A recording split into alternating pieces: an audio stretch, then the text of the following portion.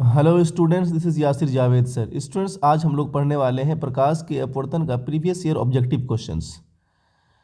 तो पिछले 10 सालों में जो बिहार बोर्ड क्लास 10th ने प्रकाश के अपवर्तन से जितने भी सारे एमसीक्यूज को पूछे हैं, आज हम लोग उन सारे एमसीक्यूज को करेंगे। तो चलिए स्टार्ट करते हैं। Let's start. तो ये हमारा फिजिक्स का दूसरा चैप्टर है। चलिए देखते हैं। क्वेश्चंस हैं, वायु में प्रकाश की चाल निर्वात की अपेक्षा हमेशा क्या होती है? क्या होती है? सिंपली सी बात है कि जो वायु में प्रकाश की चाल होगी निर्वात की अपेक्षा हमेशा कम होगी। क्यों कम होगी? क्योंकि उसमें एक माध्यम आ जा रहा है। किसकी बात कर रहा है? प्रकाश की चाल जो वायु में क्या आ जाए, माध्यम आ जा रहा है, इसलिए माध्यम में क्या होता है, हमेशा प्रकाश की चाल कम हो गया एज कम्पेरेटिव निर्वात। निर्वात मतलब वायु भी नहीं है, ऐसा जगह जहाँ पर वायु भी नहीं, हवा भी नहीं है, उस जगह की बात करें। इसलिए याद रखेंगे जो वायु में प्रकाश की चाल होगा निर्वात की अपेक्षा हमेशा कम होगा। ठीक है। हाँ, अगर हम अप्रोक्सीमेट वैल्यू की बात करेंगे तो हम लोग जानते हैं जो वैक्यूम होता है, वैक्यूम में जो प्रकाश की चाल है, वो वैक्यूम में प्रकाश की चाल आपका क्या है? 3 × 10⁸ क्या है? 3 × 10⁸ मीटर पर सेकेंड। ठीक है। जबकि अगर हम बात करें इसमें वायु में, अगर हम लोग वायु की बात करेंगे तो हम लोग जानते हैं 2.99 × 10⁸ मीटर पर सेकेंड होती है। इसलिए हम लोग बोलते हैं कि इसमें क्या है, जो निर्वात है, निर्वात में प्रकाश की चाल क्या होती है? हमेशा अधिक होती है। चलिए हम लोग चलें नेक्स्ट क्वेश्चन पर। और ये क्वेश्चन याद रखें कब पूछा गया था? 2021 में पूछा गया था। ठीक है। चलिए नेक्स्ट क्वेश्चन पर।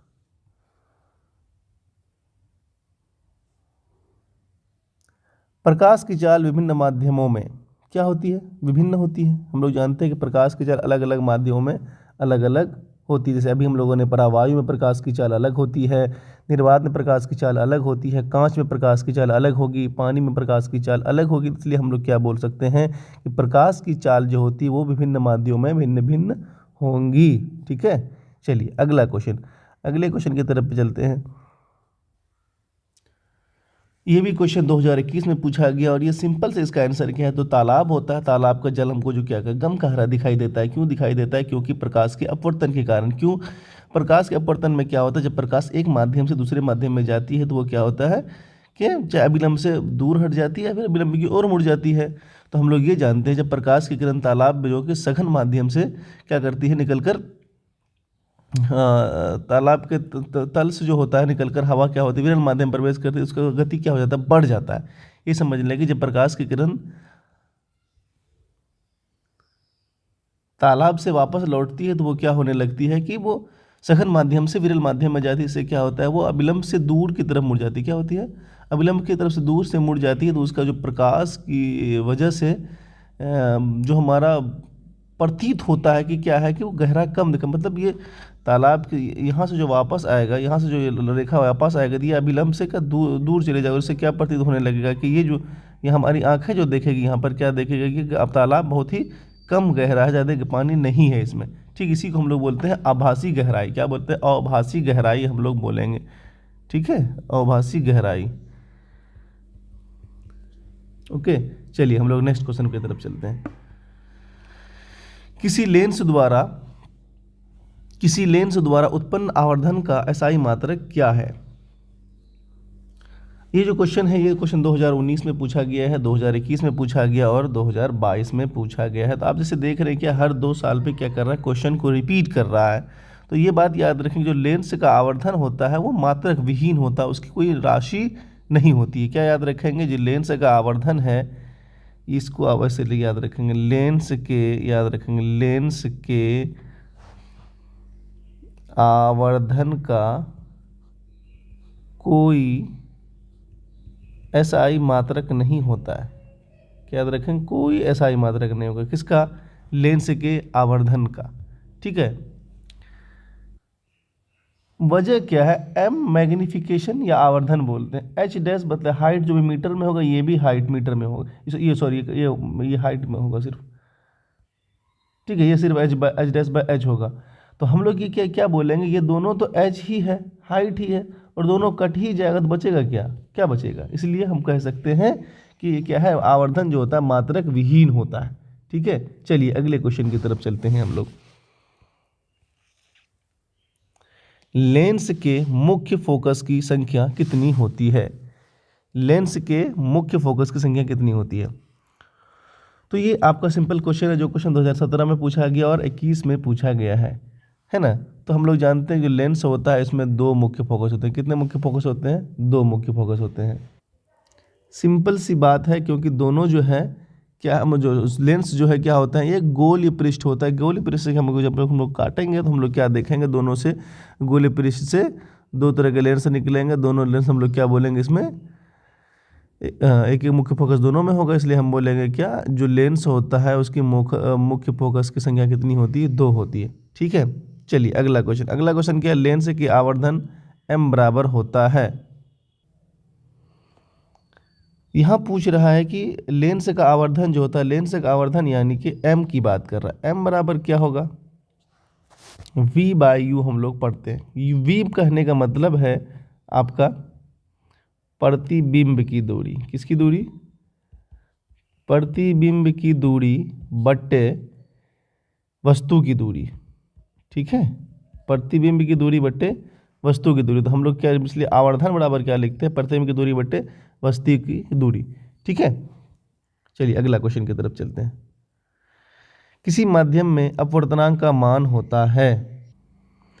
ये क्वेश्चन 2011 और 2021 में पूछा गया और ये बहुत ही महत्वपूर्ण प्रश्न है। क्यों महत्वपूर्ण प्रश्न है? क्योंकि इसी को हम लोग क्या बोलते हैं? स्नेल का नियम। क्या बोलते हैं? अपवर्तनांक का जो मान की बात करते हैं इसी को हम लोग क्या बोलते हैं? स्नेल का नियम बोलते हैं। किसका नियम?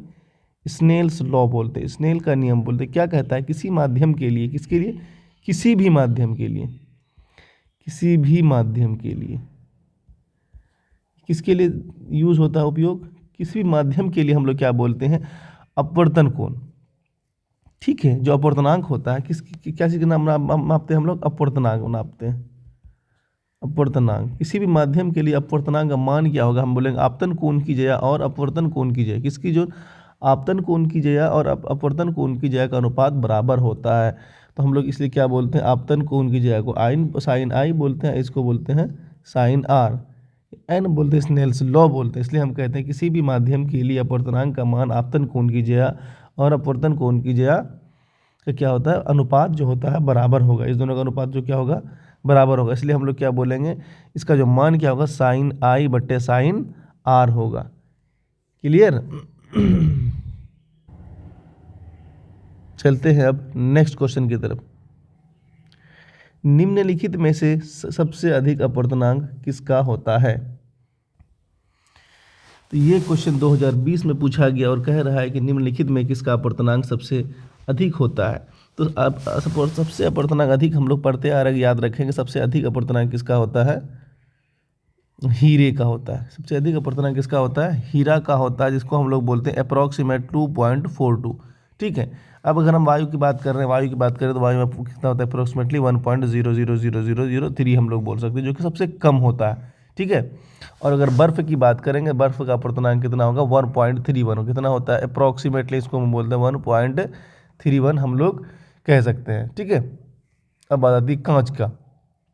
कांच का अपवर्तनांक भी अप्रॉक्सीमेटली 1.5 हम लोग कह सकते हैं। 1.5 अपवर्तनांक होता है। तो हम लोग क्या समझे कि सबसे अधिक अपवर्तनांक किसका? 2.42 जो क्या है? सबसे अधिक अपवर्तनांक किसका होता है? हीरे का अपवर्तनांक सबसे अधिक होता है। ठीक है, चलिए नेक्स्ट क्वेश्चन की तरफ हम लोग चलते हैं।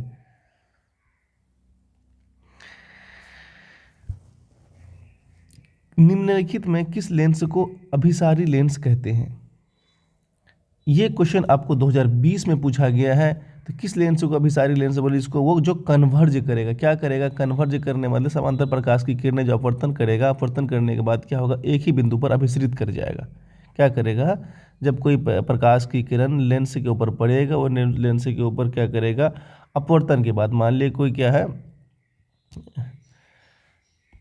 मान लेते हैं ये कोई लेंस होगा इस तरह से, सॉरी अच्छा डायग्राम नहीं बना। तो ये क्या करेगा? ये टकराने अपवर्तन करने के बाद, ये अपवर्तन करने के बाद कहाँ पे जाएगा? एक बिंदु पर आकर मिलेगा, उसी को हम लोग बोलते हैं अभिसारी लेंस। तो कौन सा लेंस होता है? जो कन्वेक्स लेंस होता है। कौन लेंस? Convex lens. तो कन्वेक्स लेंस किसको उत्तर लेंस क्या बोलते हैं? उत्तर लेंस क्या होता है, जब भी इस प्रकाश की किरण अपवर्तन करता है तो क्या होता है, एक बिंदु पर जाकर अभिसरित होता है, इसीलिए इसको हम लोग क्या बोलते हैं? अभिसारी लेंस कहते हैं। तो याद रखेंगे, उत्तर लेंस को हम लोग क्या बोलते हैं? अभिसारी लेंस कहते हैं। ठीक है, चलिए नेक्स्ट क्वेश्चन की तरफ चलते हैं। ये क्वेश्चन भी 2020 और 2022 में पूछा गया है।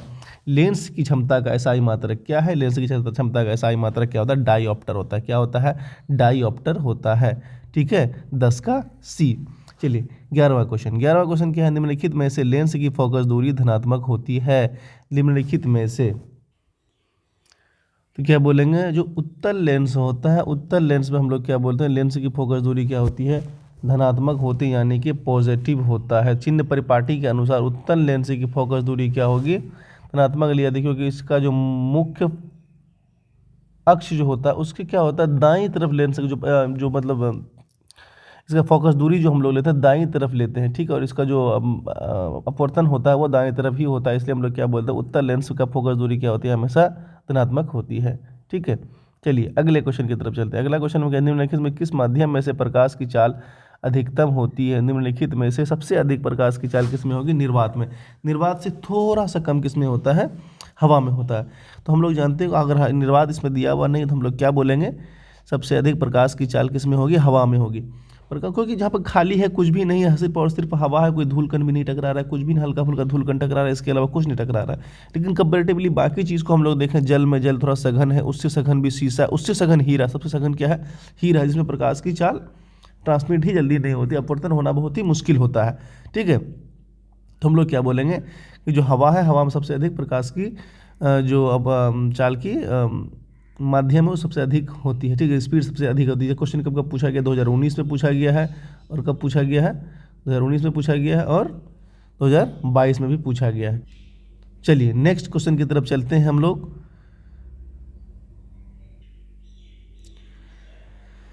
तो ऑप्शन सी दिए हुए जो क्वेश्चन 2019 में पूछा गया है, इसके ऑप्शन है: ए 50 सेंटीमीटर फोकस दूरी वाले उत्तल लेंस, उत्तल लेंस तो होगा लेकिन 50 सेंटीमीटर बहुत ज़्यादा हो जाता है। 50 सेंटीमीटर फोकस दूरी वाले अवतल लेंस, 50 सेंटीमीटर भी ज़्यादा, अवतल लेंस का इस्तेमाल हम लोग नहीं करेंगे। 5 सेंटीमीटर वाले उत्तल लेंस। हाँ, तो ऑप्शन नंबर सी में दिया गया 5 सेंटीमीटर वाले उत्तल लेंस। क्यों? क्योंकि उत्तल लेंस का वस्तु जो होता है वो किसी वस्तु का सीधा और आवर्धित प्रतिबिंब बनाता है जब वस्तु को फोकस दूरी के भीतर में रखा जाए तो। अब कम फोकस दूरी ही क्यों? क्योंकि लेंस की फोकस दूरी जितनी कम होती है उसका आवर्धन शक्ति उतना ही अधिक होती है, इसलिए हम लोग बोलते हैं P = 1/f। क्या बोलते हैं? P = 1/f बोलते हैं। इसलिए 50 सेंटीमीटर की तुलना में हम अगर बात करें तो 5 सेंटीमीटर की तुलना हमें क्या होगा? फोकस दूरी अधिक अक्षर और अधिक बड़ा दिखाई देगा, इसलिए हम लोग बोल सकते हैं अतः छोटे अक्षरों को स्पष्ट देखने के लिए हम कम फोकस दूरी वाले उत्तल लेंस का उपयोग करेंगे। ये बात आप लोग याद रखें, छोटे अक्षरों का साफ साफ पढ़ने के लिए हम लोग क्या करेंगे? कम फोकस दूरी वाले उत्तल लेंस का उपयोग करेंगे। ठीक है, चलिए नेक्स्ट क्वेश्चन की तरफ चलते हैं।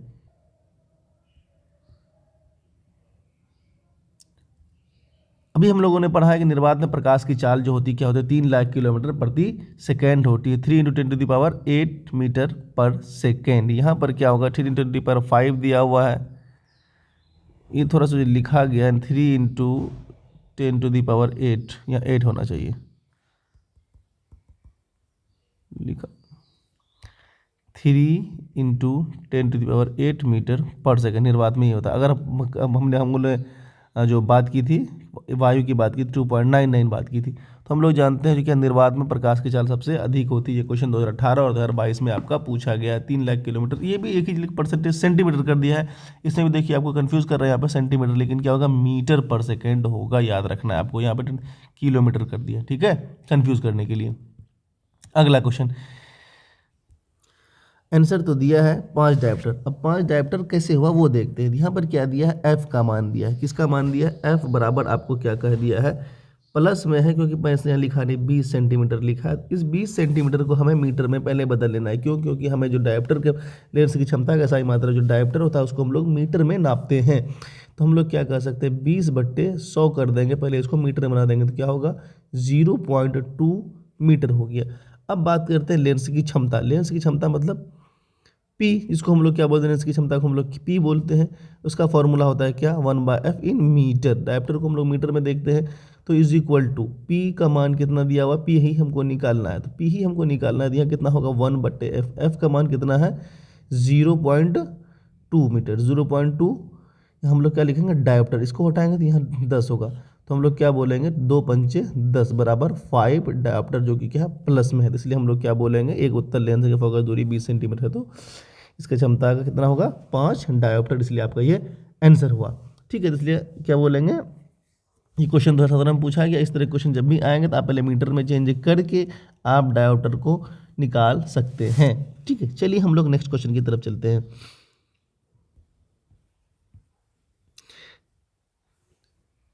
निम्नलिखित में से कौन सा पदार्थ लेंस बनाने के लिए प्रयुक्त नहीं किया जा सकता है। ये तो एकदम ही सिंपल क्वेश्चन है। जो क्वेश्चन 2012 और 2017 दोनों में पूछा गया है।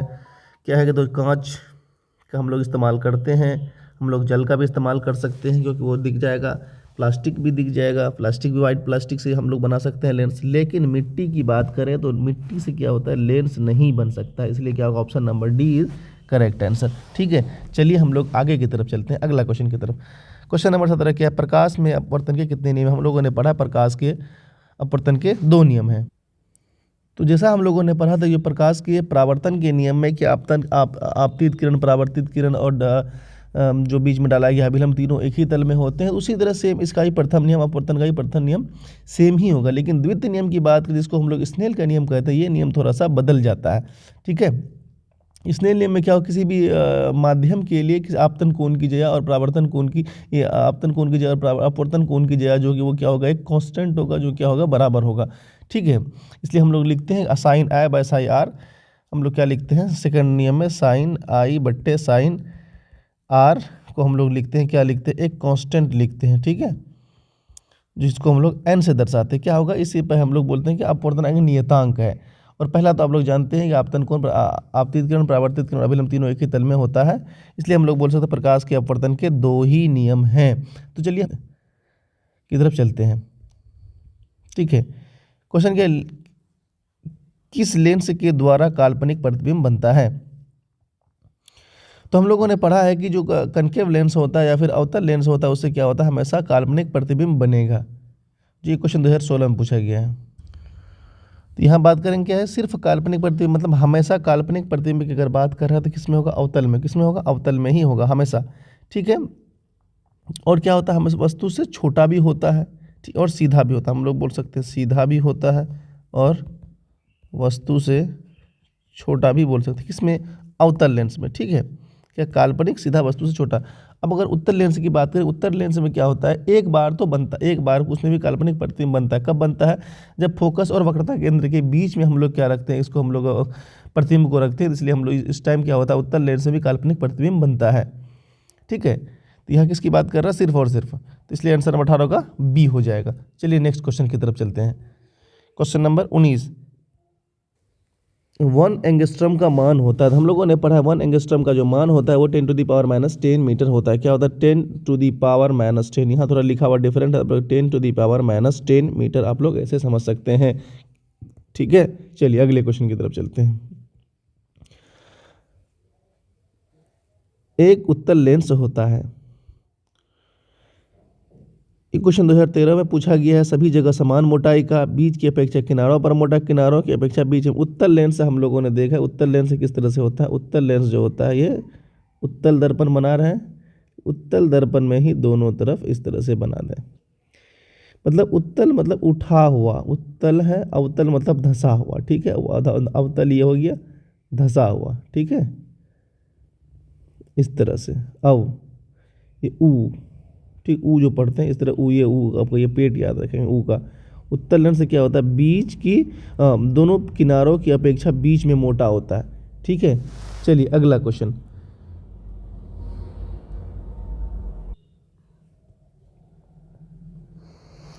क्वेश्चन नंबर 21 कह रहा है, किसी बिंब का वास्तविक प्रतिबिंब समान आकार का प्राप्त करने हेतु बिंब को उत्तल लेंस के सामने कहाँ रखा जाए। तो ये बिंब के उत्तल लेंस की बात कर रहा है कि अगर कोई समान आकार का हम लोग प्राप्त करेंगे तो बिंब क्या होगा, किसमें, नहीं सॉरी, उत्तल लेंस की बात कर रहा है, उत्तल नहीं, उत्तल लेंस की बात कर रहा है। उत्तल लेंस की बात कर रहा है जिसमें हम लोग बोलते हैं कि फोकस दूरी के दुगुनी स्थान पर कहाँ रखा जाए उत्तल लेंस को, बिंब को उत्तल लेंस के सामने फोकस दूरी के दुगुने स्थान पर रखा जाए। जिससे क्या होगा, प्रकृति का वास्तविक बनेगा और उल्टा प्राप्त होगा, लेकिन हम लोग क्या समान आकार का हमको मिल जाएगा। किसका मिल जाएगा? हमको समान आकार का चाहिए, लेकिन क्या होगा? वास्तविक भी होगा, उल्टा भी होगा। और इसको हमको 2F1 पर रखना होगा। दैट मीन्स किसको हम लोग बोलते हैं? वक्रता केंद्र को बोलते हैं। इसलिए हम लोग क्या कह सकते हैं कि आंसर नंबर बी हमारा सही आंसर होगा। ठीक है, चलिए हम लोग आगे की तरफ चलते हैं, नेक्स्ट क्वेश्चन की तरफ। क्वेश्चन नंबर 22 हमारा क्या कह रहा है? उत्तल लेंस द्वारा आवर्धित काल्पनिक प्रतिबिंब तब बनता है जब वस्तु रहती है। तो ये क्वेश्चन भी 2022 का क्वेश्चन पूछा हुआ है। तो क्या क्या कैसा बन रहा है? आवर्धित बन रहा है, मतलब मैग्नीफाइंग बन रहा है, एम बड़ा बन रहा है, एम ज़्यादा निकल रहा है, और प्रतिबिंब तब, और क्या होता है? काल्पनिक भी बन रहा है, और ये मतलब काल्पनिक है तब बनता है जब वस्तु रहती। कहाँ रहती? जब वस्तु कहाँ रहती है? एफ और ओ के बीच, मतलब F1 और ओ के बीच में रहेगा। F1 और ओ के बीच में रहेगा तो प्रतिबिंब क्या बनेगा? आवर्धित बड़ा बनेगा, और क्या बनेगा? आभासी बनेगा। तो इसलिए क्या फोकस और लेंस के बीच में, किसने लेंस के बीच में, या फिर वह प्रकाशिक केंद्र या वक्रता केंद्र के बीच में बनेगा। ठीक है, इस सिद्धांत का उपयोग क्या किसके लिए किया जाता है? जो आवर्धन कांच होता है या शब्दों को, छोटे अक्षर को पढ़ने के लिए किया जाता है। ठीक है, चलिए हम लोग अगले क्वेश्चन की तरफ चलते हैं। क्वेश्चन नंबर 23 कह रहा है निम्नलिखित में से किसी वस्तु का वास्तविक प्रतिबिंब कौन बना सकता है? तो हम लोगों ने पढ़ा है कि वास्तविक प्रतिबिंब की बात हम लोग करते हैं तो जो अवतल लेंस होता है उसमें क्या हमेशा काल्पनिक प्रतिबिंब बनता है, और कांच की पट्टिका में तो काल्पनिक ही बनेगा। लेकिन उत्तल लेंस की बात करें तो उत्तल लेंस में क्या होता है कि वास्तविक प्रतिबिंब बन सकता है। हम लोग अवतल लेंस की बात करें तो अवतल लेंस में क्या होता है? ये हमेशा क्या आभासी प्रतिबिंब बनाता है, यानी कि काल्पनिक प्रतिबिंब बनाता है, और क्या सीधा प्रतिबिंब बनाता है। इससे पर्दों पर प्राप्त नहीं किया जा सकता। अब याद रखें, जो अवतल लेंस होता है आवते से पर्दे पर नहीं प्राप्त कर सकते, इससे पर्दे पर नहीं प्राप्त कर सकते, ये पूछता है। ठीक है, उत्तल लेंस में तो हम लोग जान ही गए, उत्तल लेंस में क्या होगा? वास्तविक प्रतिबिंब बनेगा, बड़ा भी बन सकता है। ठीक है, अब बात आती है कांच की पट्टिका। कांच की पट्टिका में जो होता है वो क्या करता है? ये केवल प्रकाश के पथ को, प्रकाश का जो पथ होता है उसको विस्थापित कर देगा, प्रकाश के पथ को विस्थापित कर देगा, और वास्तविक प्रतिबिंब नहीं बना सकता। ठीक है, चलिए क्वेश्चन नंबर 24 पे चलते। क्या लिखा हुआ है? किसी बिंदु वस्तु से निकलकर किरण किसी लेंस से अपवर्तित होकर जिस बिंदु पर मिलती है उसे क्या कहते हैं?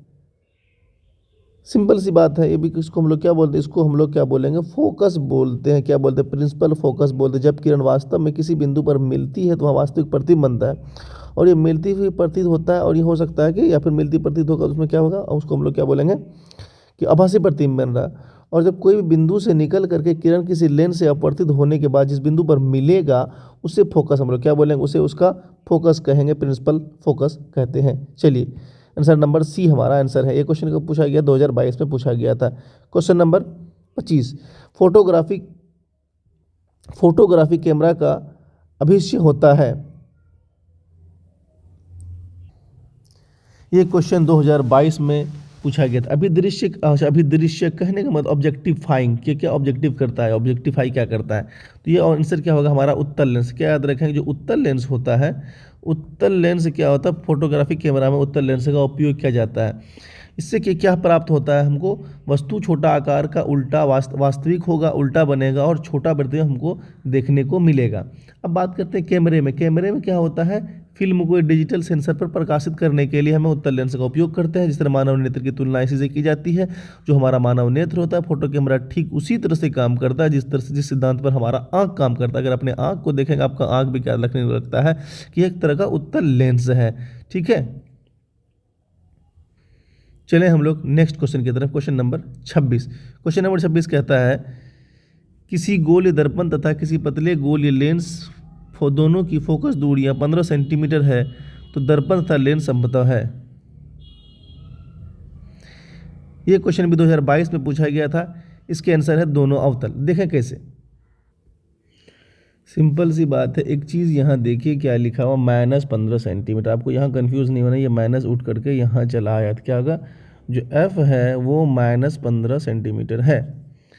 तो अब ये -15 सेंटीमीटर है तो हम लोग ये बोल सकते हैं जो अवतल भी होता है तो अवतल कौन सा? चिन्ह परिपाटी के अनुसार माइनस। ठीक है, और क्या अवतल? लेंस। जो अवतल लेंस हो या फिर दर्पण हो, अगर माइनस होगा तो क्या होगा? अवतल लेंस और अवतल दर्पण। तो इसलिए ऑप्शन नंबर क्या होगा? हम लोग बोल सकते हैं कि दोनों क्या है? आंसर नंबर सी हमारा सही होगा, दोनों अवतल ही होगा। चलिए अगले क्वेश्चन की तरफ चलते हैं। अगला क्वेश्चन है हमारा क्वेश्चन नंबर 27। प्रकाश की चाल न्यूनतम होता है। तो हम लोग ये जानते हैं कि प्रकाश की चाल सबसे अधिक निर्वात में होता है, फिर जल, फिर वायु में, फिर जल में, और फिर क्या होगा, सबसे कम होगा किस में होगा, कांच में होगा। ये क्वेश्चन कब पूछा गया, 2022 में पूछा गया। तो आप लोग याद रखेंगे सबसे कम प्रकाश की चाल किस में होगी, कांच में, उससे भी कम किस में होगी, और किसी चीज़ हीरा में होगा जो इससे ज़्यादा सघन होता है। तो चलिए नेक्स्ट क्वेश्चन की तरफ चलते हैं। Question number 28। एक पारदर्शी गोलीय कवच की बाहरी त्रिज्या 20 सेंटीमीटर तथा भीतरी त्रिज्या 19.8 सेंटीमीटर है। त्रिज्या आपतित प्रकाश के लिए कैसा व्यवहार करेगा। तो ये क्वेश्चन आपका 2022 में पूछा गया था। अब इसके ऑप्शन देखें। ऑप्शन से है उत्तल लेंस की भांति, प्रिज्म की भांति, समांतर पट्टिका की भांति, या फिर अवतल लेंस की भांति। तो हम लोग ये कह सकते हैं कि जो बाहरी कवच है वो क्या है, बाहरी कवच जो हम लोग कह रहे हैं क्या है कि कोई एक लेंस का बाहरी कवच जो है हम क्या कह रहे हैं कि वो 20 सेंटीमीटर और अंदर का थोड़ा सा कम हो जा रहा है। ये यहाँ पे ज़्यादा है, यहाँ पे कम है, ठीक है। ये मतलब बाहर के ऊपर की जो कवच है यहाँ पर 20 सेंटीमीटर और यहाँ पर आने के बाद कितना हो जा रहा है 19.8, मतलब 2 सेंटीमीटर 0.2 सेंटीमीटर कम हो जा रहा है। और इससे इसका कहने का मतलब है कि किनारों यहाँ की अपेक्षा यहाँ की मोटाई ज़्यादा है, ठीक है। इस तरह का लेंस कौन सा होगा, सिंपल सी बात, इस तरह का लेंस क्या होगा, इस तरह का लेंस जो भी होगा वो अवतल लेंस होगा। इसलिए क्या बोलेंगे, अवतल लेंस। और ये कैसा व्यवहार कैसा करेगा, लेंस का व्यवहार कैसा होगा, अवतल लेंस। और इसका व्यवहार और अवतल लेंस की बात करें तो डाइवर्जन करेगा या फिर अपसरित करेगा। क्या बोलते, अपसरित। जब प्रकाश की किरण इस तरह के कवच से गुजरेगा तो अभिलंब से दूर हट जाएगा, जिससे क्या होगा, अपसरित हो जाएगा। इसलिए क्या होगा, अवतल लेंस की भांति काम करेगा और ये प्रकाश की किरण को अपसरित कर देगा, डाइवर्जित कर देगा, ठीक है। ये था 28 नंबर। चलिए नेक्स्ट क्वेश्चन की तरफ चलते हैं। प्रकाश के अपवर्तन के हम लोगों ने पढ़ा, कितने नियम प्रकाश के अपवर्तन के, 2 नियम। ये क्वेश्चन बार बार पूछा गया तो बार बार यहाँ दिया गया। नेक्स्ट क्वेश्चन क्या, किसी माध्यम में अपवर्तनांक का मान होता है sine i by sine r is equal to, हम लोग लिख सकते हैं नियतांक या नियतांक लिख सकते हैं, या फिर कांस्टेंट हम लोग लिख सकते हैं, ठीक है। चलिए नेक्स्ट क्वेश्चन की तरफ चलते हैं। क्वेश्चन नंबर 31 पे। क्वेश्चन नंबर 31 का लेंस की क्षमता का सही मात्रक क्या होता है, सेंटीमीटर नहीं मीटर में होगा। यहाँ थोड़ा सा मिस्टेक दिया हुआ, सेंटीमीटर कहाँ से होगा, हम लोग मीटर में नापते हैं, इसको हम लोग बोलते हैं डायोप्टर। क्या बोलते हैं, डायोप्टर बोलते हैं। मीटर में कन्वर्ट करना पड़ता है हमको फोकस को, कितनी दूरी है, और इसको हम लोग क्या बोलते हैं, डायोप्टर। ये नहीं होगा, ये डायोप्टर। लेंस की क्षमता का सही मात्रक क्या होता है, डायोप्टर होता है। आंसर नंबर डी आपका सही आंसर होगा। चलिए नेक्स्ट क्वेश्चन नंबर 31 पे चलते हैं। अवतल लेंस m आवर्धन होता है, हम लोग जानते हैं बिंब की दूरी बट्टे वस्तु की दूरी, मतलब u बाय v। अवतल लेंस का आवर्धन m बराबर होता है v बाय u होता है। चलिए क्वेश्चन नंबर 33। हीरे के अपवर्तनांक होता है 2.42। हमने पढ़ा था कि हीरे का जो अपवर्तनांक होता है वो सबसे अधिक होता है, जो कि 2.42 होता है, जो कि 2023 में क्वेश्चन पूछा गया। देखिए क्वेश्चन एक ही तरह का क्वेश्चन होता है, उसी को मॉडिफाई करके अलग अलग पूछा जाता है। क्वेश्चन नंबर 34 में क्या कह रहा है, निम्नलिखित में से किस लेंस को अपसारी लेंस कहा जाता है। तो अवतल लेंस को हम लोग अपसारी लेंस कहते हैं। क्यों कहते हैं, क्योंकि ये क्या करता है, इसके ऊपर पड़ने वाले जो प्रकाश की समांतर किरणें आती है वो एक बिंदु पर केंद्रित करने के बजाय बाहर की ओर फैला देता है। इसलिए हम लोग क्या बोलते हैं, अवतल लेंस क्या, एक तरह का अपसारी लेंस है। अभिसारी तो नहीं करता, मतलब फैला दे रहा है। इसलिए हम लोग क्या बोलते हैं, अवतल लेंस को हम लोग अपसारी लेंस कहते हैं। क्या करता है, इस तरह का जो तो वो क्या करता है, फैलाते चले जाता है, ठीक है। तो इसलिए हम लोग क्या बोलते हैं, अवतल लेंस क्या, एक तरह का अपसारी लेंस है, ठीक है। क्वेश्चन नंबर 35 पे चलते हैं। विरल माध्यम से सघन माध्यम में जाती हुई किरण क्या मुड़ जाती, किधर मुझे, अभिलंब की ओर मुड़ जाती है। आप लोग जानते हैं जब प्रकाश की किरण एक माध्यम दूसरे माध्यम में जाती है, चाहे वो अभिलंब की ओर मुड़ेगी या अभिलंब से दूर हटेगी। तो विरल माध्यम से सघन माध्यम में जाएगी, जब भी विरल माध्यम से, जब भी मैंने निर्वात से मान लिया, एक मिनट, जब भी कोई प्रकाश की किरण ये निर्वात से यहाँ पे आ रहा है, निर्वात या पानी में जैसे मेरा पानी में जैसे पड़ा, तो क्या होगा, ये अभिलंब यहाँ जो है, ये अभिलंब की ओर थोड़ा सा ये डायवर्ट, ये इधर से निकलना चाहिए था, ये थोड़ा सा अभिलंब की ओर मुड़ जाएगी, ठीक है। मतलब ये विरल माध्यम है और पानी तो उससे थोड़ा सघन है ना, सघन, विरल से सघन की ओर जैसे आएगा तो अभिलंब की ओर मुड़ जाएगा, याद रखना है इसको, ठीक है। अगला क्वेश्चन नंबर 36 पे चलते हैं। निम्नलिखित में से किस लेंस की फोकस दूरी धनात्मक होती है? आप लोग जानते हैं उत्तल लेंस होता है, जो उठा हुआ लेंस है, जो उत्तल लेंस है, उठा हुआ चिन्ह परिपाटी के अनुसार वो लेंस से क्या होता है, फोकस दूरी इसका क्या होती है, धनात्मक होगी। ठीक है, चलिए क्वेश्चन नंबर 37 पर चलते हैं। चिन्ह निर्देशांकों परिपाटी में धनात्मक फोकस दूरी होती है। अवतल लेंस और अवतल दर्पण दोनों की जो दूरी होती है चिन्ह परिपाटी धनात्मक पॉजिटिव किसमें, दोनों में होता है। किसमें, दोनों में। अवतल लेंस अवतल दर्पण दोनों में क्या होगा, धनात्मक फोकस दूरी होगी। चलिए क्वेश्चन नंबर 38 पे चलते हैं। सघन माध्यम से विरल माध्यम में गमन करने पर आपतन कोण I is not is equal to 0 और अपवर्तन कोण R में क्या संबंध है? जब प्रकाश की किरण क्या होगा, सघन माध्यम से, कब किसी सघन माध्यम से विरल माध्यम की तरफ जाएगा, तो विरल के माध्यम की तरफ जाएगा तो क्या होगा, अभिलंब से दूर हट जाएगी। अभिलंब से दूर जैसे ही हटेगा तो अब क्या बोलेंगे, जो R है, जो अपवर्तन कोण है वो क्या हो जाएगा, जो R है वो ग्रेटर हो जाएगा। R क्या हो जाएगा, ग्रेटर हो जाएगा इंसिडेंट अपॉन से। ये आपको याद रखना, R हमेशा क्या हो, जैसे हम सरल से इस सघन से विरल की तरफ चला गया तो अभिलंब से दूर हट गया, अभिलंब से दूर हटेगा तो जो R है वो अधिक हो जाएगा, I कम हो जाएगा। और इसके अलावा क्या होगा, वेग जो होता है, स्पीड जो होता है वो स्पीड में क्या, लाइट ऑफ स्पीड के लाइट में जो प्रकाश आ रही है उसमें क्या हो जाए, वृद्धि हो जाए। विरल माध्यम से प्रकाश की चाल बढ़ जाएगी। विरल माध्यम जैसे मतलब सघन माध्यम से विरल में पहुंचेगा, मतलब ये हार्ड, ये मतलब यहाँ कोई पानी है, यहाँ हवा है, ये पानी से यहाँ आएगा तो पहली बात अभिलंब से दूर हटेगा। दूसरा क्या होगा, ये चाल स्पीड हो जाएगा, तो R अधिक हो जाएगा, I कम हो जाएगा और ये पानी स्पीड हो जाएगा। इसलिए हम लोग क्या बोलेंगे कि R is equal to greater than, option number C answer हमारा क्या आंसर हो जाएगा, आंसर नंबर सी होगा, R is greater than I हो जाएगा। फिर I जो क्या है, is not is equal to 0 है। ठीक है, इसलिए आंसर नंबर सी हम माने। और अगर स्पीड की बात होती है तो स्पीड में ये भी लिखते हैं वेग में वृद्धि हो जाती है। और ये भी कह सकते हैं कि यदि आपतन कोण को बढ़ा दिया जाए तो स्थिति ऐसी आती है कि जहाँ आपतन कोण 90 डिग्री हो जाता है, क्या होता है, अगर इसको हम बढ़ा देंगे तो कोण क्या हो जाएगा, 90 डिग्री पर पहुँच जाएगा। ठीक है, चलिए क्वेश्चन नंबर हम लोग 39 पे चलते हैं। क्वेश्चन नंबर 39 के निर्देशांक चिन्ह परिपाटी में सभी दूरियां मापी जाती हैं। कहाँ से मापी जाती है, हम लोग पढ़े हैं ध्रुव से मापी जाती है। ये बात सिंपल क्वेश्चन था। निर्देशांक चिन्ह परिपाटी में तो सभी दूरियां हम लोग ध्रुव से नापते हैं। ये कौन था, 2023 में पूछा गया क्वेश्चन है। क्वेश्चन नंबर, चलिए तो टोटल ओवरऑल आपके इसमें 39 क्वेश्चन थे, जो कि बहुत ही महत्वपूर्ण प्रश्न है, जो प्रीवियस ईयर सारे क्वेश्चन जो डाले गए हैं, सारे क्वेश्चन क्या है, प्रीवियस ईयर में पूछे गए। अब इन सारे क्वेश्चन को अगर एक बार अच्छे से बना लेंगे तो मैं उम्मीद करूँगा आपको ये जो बोर्ड के एग्जाम में सारे क्वेश्चंस आपको अच्छे से बन जाएंगे, सारे क्वेश्चंस आपको हो जाएंगे। इसलिए क्या करेंगे, आप एक बार इसके सारे ऑब्जेक्टिव को बैठ करके बनाइए। अगर आपको ये वीडियो अच्छा लगा हो तो देखते रहिए और सब्सक्राइब करिए और अपने दोस्तों को भी शेयर कीजिए। धन्यवाद।